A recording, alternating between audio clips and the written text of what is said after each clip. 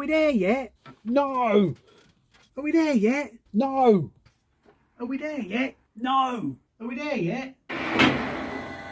No. Are we there yet? No. Are we there yet? No. Are we there yet? No.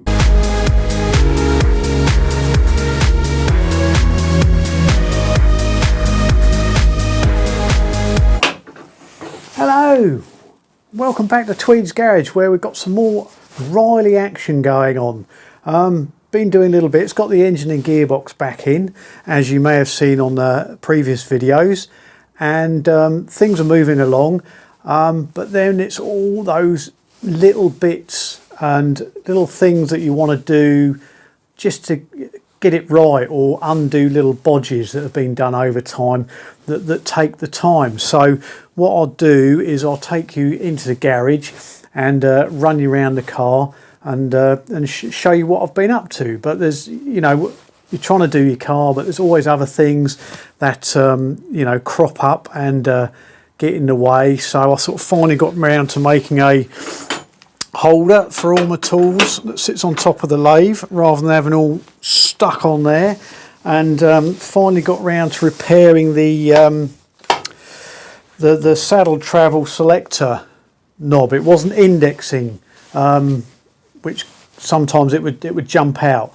It felt like the ball bearing had gone or was stuck, so I had to drop the carriage off, have a look at that. And that was somebody had been into it, and the spring and the ball had sprung the other side of the shaft and wasn't doing anything. So cleaned it all up, put it back in, job's a good one.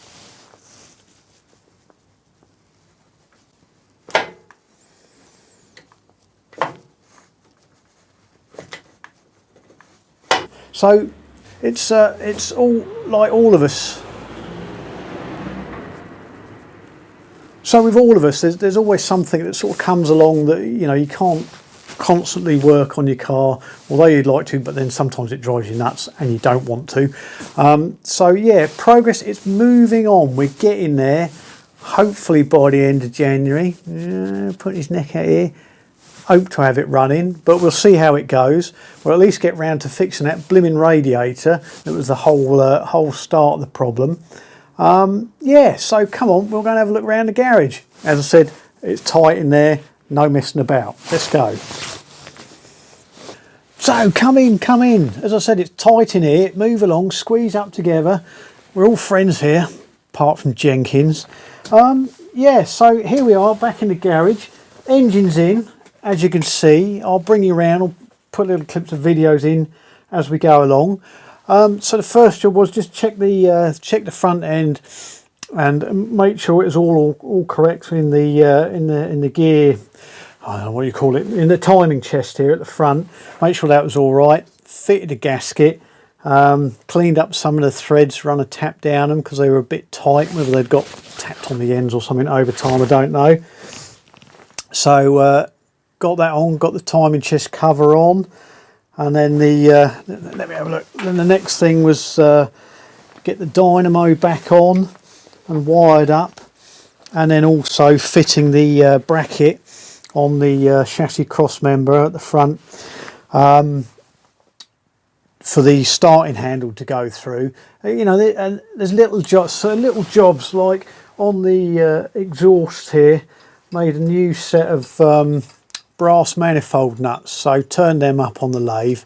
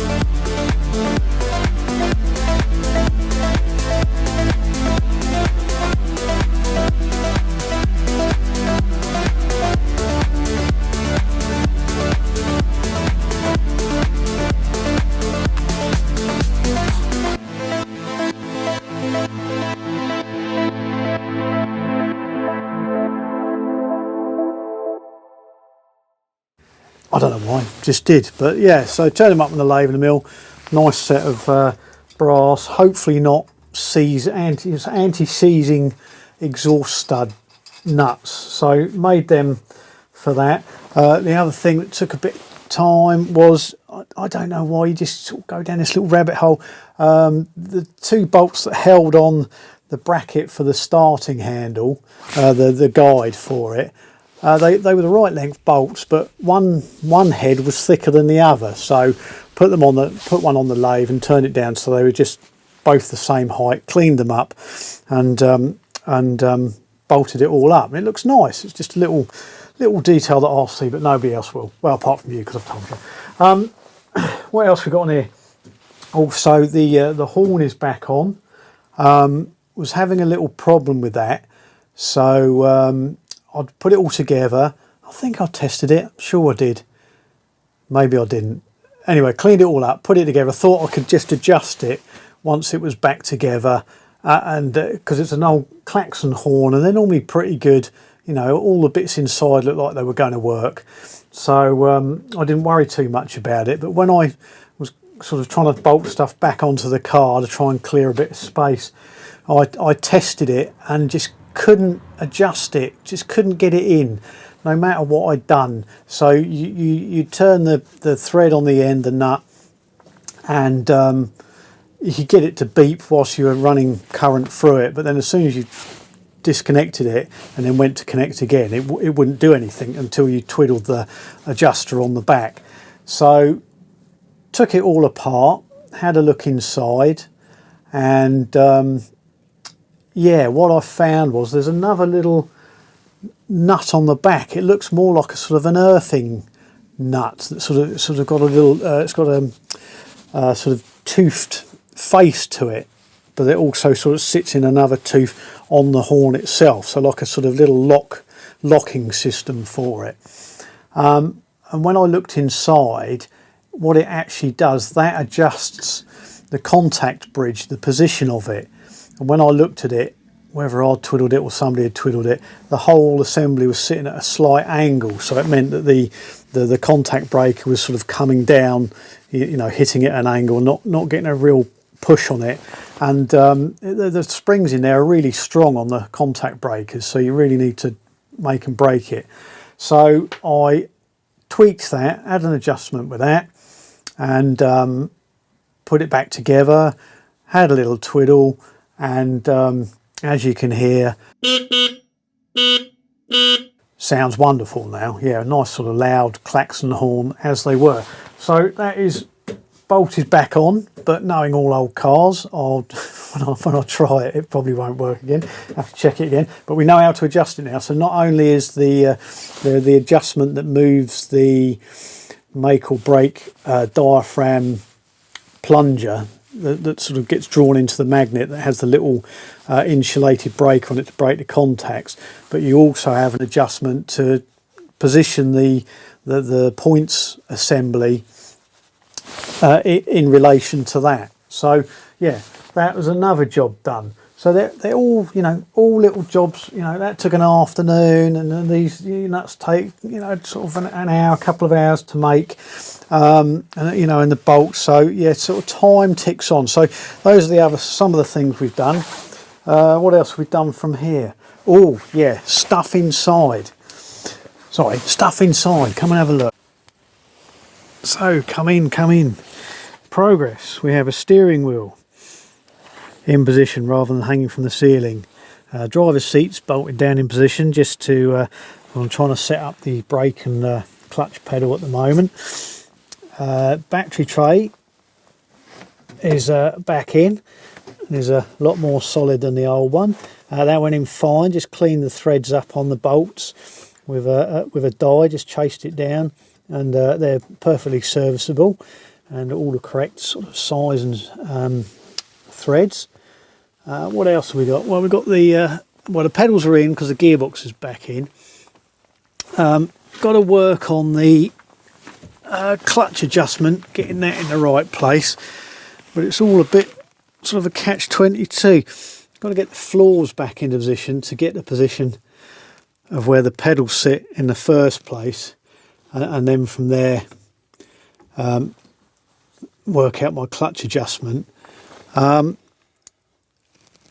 the trouble is, and this is the second time I've worked on these boards. These are new boards. You try and cut it, try and make the hole as sort of small as possible. I've got closing plates that go over.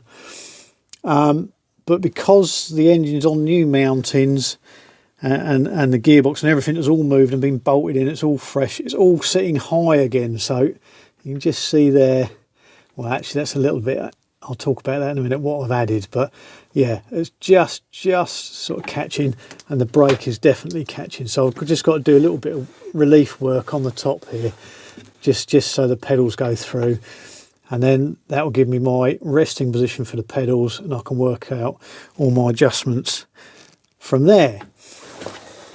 Another little job was to, these pedals, when I first got them, had the original white rubber sort of donuts, sort of bump stops on them. But they were, they were 90 years old and they just fell apart. I tried, it was just sort of slices of pipe insulation, the grey expanded foam pipe insulation, cut and then glued on. They worked okay, but one had fallen off already, and I was just trying to come up with another option. Somebody did say, I think on the club bulletin board, about silicon sealant. So I've got loads in my van of this grey stuff. So what I'd done was, the tube was about half empty, so I used the tube, cut some sections off the bottom of the tube to the height that I wanted, so it needed to sort of go around the base of the pedal, and then enough height not to go, there's a little shoulder there, so I didn't want to come up above this shoulder, and put one on this side, and then done it with two pieces. So because I don't think it went quite round, or did it overlap? You'll see on the video anyway. And then put a Jubilee clip around it, and clamped it down, and then pumped the silicon sealant in there, and just smeared it all round and smoothed it out, and just left it to go off. And then the same on the brake pedal as well. And yeah, I used sort of the Mappy silicon sealant, which is very good, but it's about sort of £7 or £8 a tube. Yeah, I know, but it's good stuff. It's got a lot more body to it, and when it's gone off, it's quite elastic actually. It's almost like sort of natural rubber. So yeah, we'll see how those goes, but I think they'll last the test of time. The steering column is adjustable. I don't know whether the camera will pick it up, but up here, let me have a look. I don't know whether it will see. No, it's too dark. Hang on, let me turn the light on for you. No, it won't let me do it. There's a sliding adjustment here, and there's this cutout in the dashboard. So this whole, and you undo the clamps on the steering box down the bottom where it's bolted to the chassis, and you can move the whole, loosen the bolts off, and you can move the whole column up and down. And when I had the car, you couldn't adjust it because it was hitting. There's a fuel filter bowl that was sitting on the bottom here, and there was no clearance for it. You had to drop the steering down as far as it would go, so you could get the nut undone to drop it down. So I've been doing a bit of lathe work for that. Took the filter bowl off, and needed to sort of get some more height clearance here. It's not the original. It's the original fitting in the tank, but it's been cut off. It originally had a sort of main tank and reserve tap on it, with obviously two different lengths of pipe. So you had a reserve option on it, which is really, a nice option to have. And it's been replaced with it was an E-knot fuel tap. I found a picture of one, which I can show you in this little book here. Sadly that's gone, but it's got another E-knot hexig on petrol tap. They've got a hexagon on one side and a round button on the other side, and the way to remember how you switch them on is hexig on. So you push the hexagon to turn it on and push the circle to turn it off. So yeah, so I made this union, and this has given us plenty of height and clearance for the steering rack, steering column to be adjustable. But then of course that leads to another job, because I had my indicator panel for the indicator switch was on this side, and then I found that the when you went into first over there, it was really close to there, and so then I spent time adjusting it, reshaping it to miss, and repainting it, and then just deciding, oh no, because it was now adjustable, now it moved because it was bolted on the two bolt positions where they were positioned. It meant that I couldn't adjust it, so made this new one, made this out of steel, gave steel bashing a go. It turned out okay, actually. Turns out quite nice. And then I sort of wanted it so that everything mounted on it, so the switch, the light, and then the relay at the back, and then so it just has the left and right wire going to it, and a power wire, and then it's earthed through the plate to the steering. So yeah, so you can just sort of disconnect 3 wires and take it out if you need to.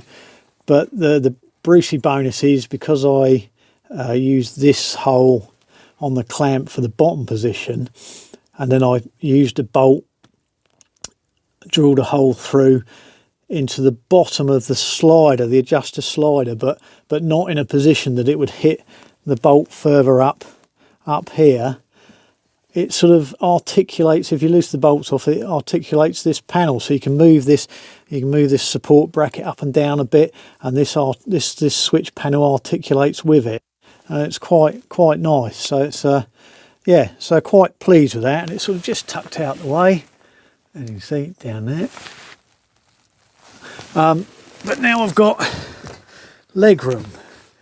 I've got legroom here, and before the steering wheel was sort of down here, so you was literally sliding your legs underneath it. So that was worth the effort to do that. So another job tackled, which I thought was going to be a 5-minute job, was the inlet manifold. I think I'd mentioned it before. There was a hole in it that had a sort of self-tapping screw screwed into it. Couldn't see any reason for it there. So what I'd done was drilled it to the nearest size and tapped it, and then made up on the lathe with a bit of aluminium bar, turned up a little screw-in plug to go in there. So screwed the plug in, and I could have just sort of centre punched it so it wouldn't come out again, but I thought no, what I'll do it properly, I'll just put a bit of TIG weld the aluminium over the top, and then file it flat and polish it back in. No trouble at all. Unfortunately, this I don't know what sort of aluminium this is, but also because it's been running for 90 years and possibly 40 years of that, originally with very low octane, very poor quality petrol, there's a lot of sulphur and rubbish that's sort of absorbed into the porosity of the casting. So whenever you weld it, there's always rubbish coming out, no matter how well you try and clean it. And especially on this, it was going okay for a second, and then all of a sudden cracks started appearing the other side of where the hole was, and it sort of runs along the the casting lines of the manifold. The way the manifold is made, it's obviously 2 moulds, and then the join line of the castings runs all the way down there. And unfortunately, with the design of how it's clamped, the bolts come right through. So if you imagine a square tube with a bolt running through it like that, and then you're clamping here, so through its natural life, you're actually sort of crushing the square section. And where the casting line is, it's right on where it's bolted. So a hairline crack appeared from the hole down to the centre, and then it run to where the mounting stud comes through, and also it went down, it started tracking down the other way as well. So I was just chasing cracks and welding them up as it went, and because also you couldn't get to the other side of the metal, the rubbish was being drawn out through the process of TIG welding, was coming up through and contaminating the weld. So I had to keep grinding it down, going again, but finally managed to catch them all, and then sort of filed it down, sanded it off, polished it. It's not too bad. There's a few little pock marks over there where a bit of dirt's come through the weld, but actually it sort of matches the rest of the casting, sort of pretty similar. So yeah, so finally got it done, and didn't go any further, because the trouble is you just end up chasing cracks all over it. So I've got it as good as it was before, plus a little bit better. I did have the hot spot repaired. I tried welding that myself, and it was the same thing. The rubbish kept coming out and contaminating the weld, and I ended up with using over half a bottle of argon and not getting anywhere. So I got that laser welded. So I laser welded a plate in the end, and somebody at some time had hacksawed the back corner off to get into the back of the hot spot, so they could put a nut and bolt to blank the hole off. Yeah, so they've done a good job. They plated it at the back, welded it all in, and so it's back to how it should be. It's got this hot spot on the back. Further down the line, I've managed to pick up a similar manifold like this, but a twin carburettor one. So maybe in the future, if I can source a pair of carburettors of some sort, probably be SUs. It'd nice to be able to have a couple of Zeniths on, just for the look of them, really. They sort of match the period of the car. The SUs were used, but they were quite new then. Yeah, so we'll see how it goes. So that was another job done, but again, 5-minute job turned into a day. Yeah, so another day down the line. So jobs still to do. Where are we? Securing the rockers down fully. I think I said I was going to make some washers to go under these nuts, rather than having driving them straight into the aluminium. And then I can do the valve clearances. And now I've got the dynamo back on the engine. It means I can put the starting handle on and turn it over to sort of assist with setting the adjustments. Magneto to go back in, it's only down there, and then time that in. So we'll do a little video of timing that in. I did try and do one before, but I just couldn't quite get it right. But talking to other people, apparently they're like that, you know, sort of, you'd think they'd fall hopefully somewhere in the middle of the slot when adjusting the timing on the magneto, but they seem to be, sod's law, that they're right at the end of their travel, and it's a bit of a fiddle getting it there. So yeah, so that'll be fun. Another thing to do is this Y piece. I think Simon in New Zealand thought this was this was a sort of homemade thing, but no, it's in the parts book. This is how they come, but this one's had a bit of a hard life. It's sort of been bent many times, so I've got some new copper tubing, and I'm going to solder some new copper tubing into these fittings. I might remake these fittings, just a slight modification to them to hold the washers in. Now I'm not sure whether they use these. They've had fibre washers on. Yeah, I mean, they're okay at the back, and they were fibre washers at the front.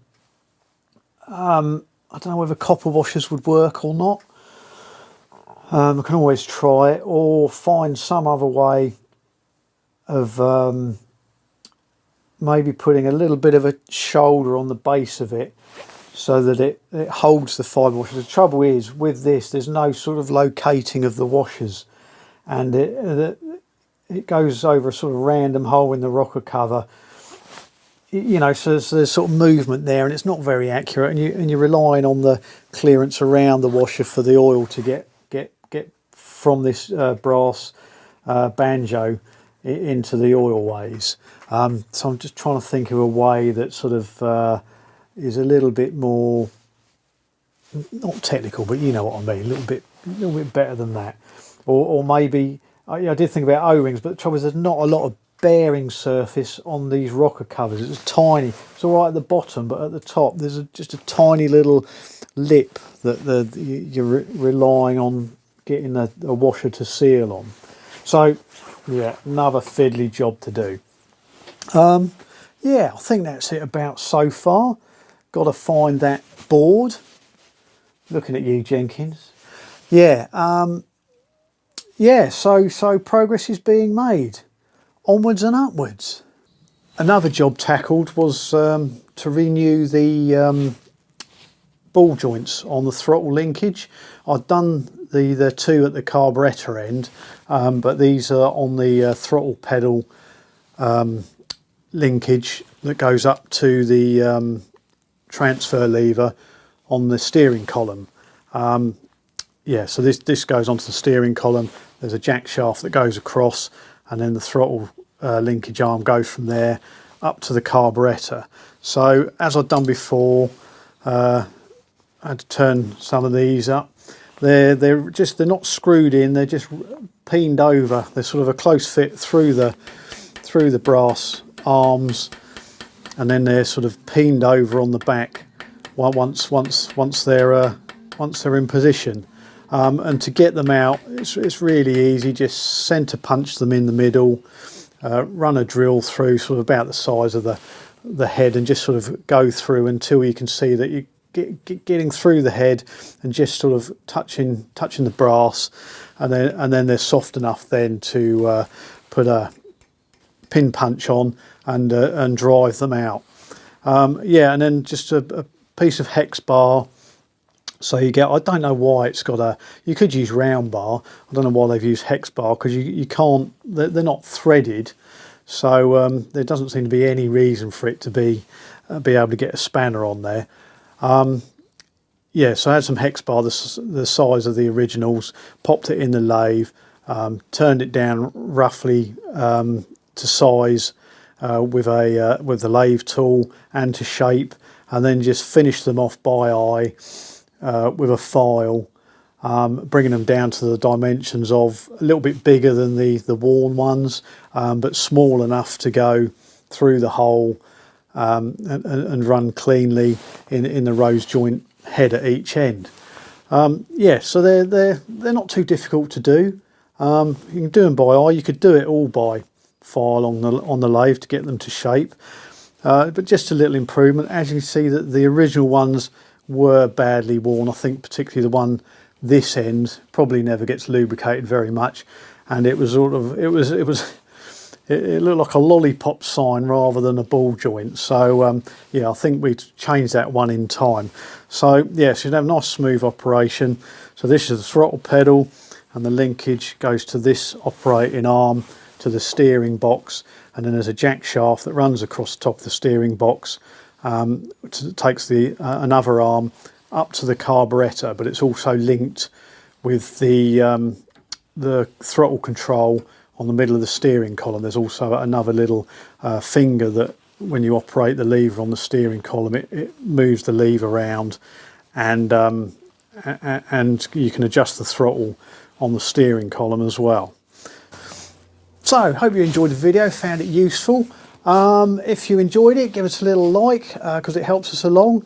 And if you want to see more, subscribe, because there'll be more videos coming down the line at a later date as we progress with it. And there will be other things. I know people have asked for sort of motorcycle things and that, but it's just too damn cold for that. And yeah, I'm sort of not really that enthusiastic about that at the moment, but there will be more stuff. So yeah, see you again. Cheerio. Lovely.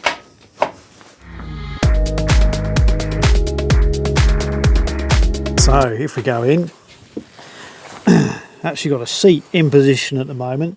just to work out. Let's hook that cable out place somewhere. Oh,